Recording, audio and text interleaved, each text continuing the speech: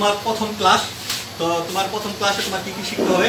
প্রথমে তোমার কম্পিউটার পরিস্থিতি, ঠিক আছে, কীভাবে তুমি মাইক্রোসফট অফিস চালু করবা, কীভাবে কম্পিউটার চালু করবা বন্ধ করবা, ঠিক আছে।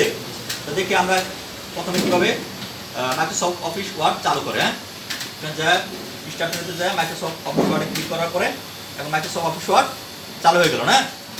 তারপর তোমার পরিস্থিতি এখানে এই দেখেন ডকুমেন্ট 1 মাইক্রোসফট ওয়ার্ড, এটা কি টাইটেল বার। হ্যাঁ, আর এখানে home insert page reference mailing review view adding এগুলো কি সব মেনু বার। হ্যাঁ, এই যে দেখেন লাভ পাঠাচ্ছে একটা কার্সরের নাম কি কার্সর। ওকে, এখন দেখো এখানে এই যে বাটন, তিনটা বাটন, এটা কি মিনিমাইজ এক্সমাইজ ক্লোজ বাটন। হ্যাঁ, এটা হলো vertical scroll, horizontal scroll, ruler. হ্যাঁ, তো এগুলা সব তোমার কাজের ক্ষেত্রে ব্যবহার হবে। হ্যাঁ, তাহলে তোমাকে আজকে আমি দেখাবো কিভাবে কিবোর্ডে হাত রাখতে হয়। হ্যাঁ, কিভাবে লিখতে হয়। প্রথমে তোমার জানতে হবে হোমরো। হোমরো কোনটা?